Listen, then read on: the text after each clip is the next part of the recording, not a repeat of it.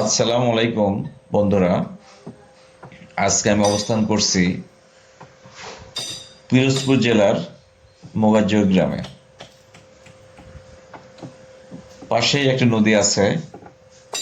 তো এখানে একজন মিস্ত্রি, মানে নৌকা মিস্ত্রি, নৌকা তৈরি করছেন অত্যন্ত দক্ষতার সাথে।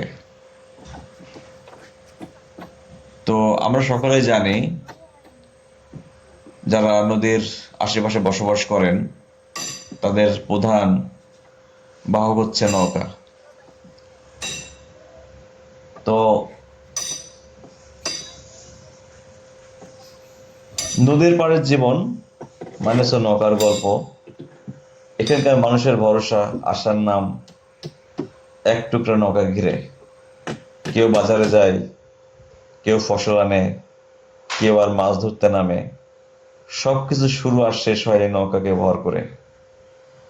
দেখুন, এই মিস্ত্রি কাঠে কাঠ কাঠের পট কাঠ গেথে কি সুন্দর সুনিপুণ কৌশলে একটি নৌকা তৈরি করছেন। আসলে এই মিস্ত্রির হাতের ঘাম, তার পরিশ্রমে ধীরে ধীরে জন্ম নিচ্ছে নদীর একটি নতুন প্রাণ। এই নৌকা শুধু কাঠ নয়, এটা হলো কৃষকের স্বপ্ন, জেলের জীবিকা, শিশু বাচ্চাদের স্কুলে যাওয়ার ভরসা,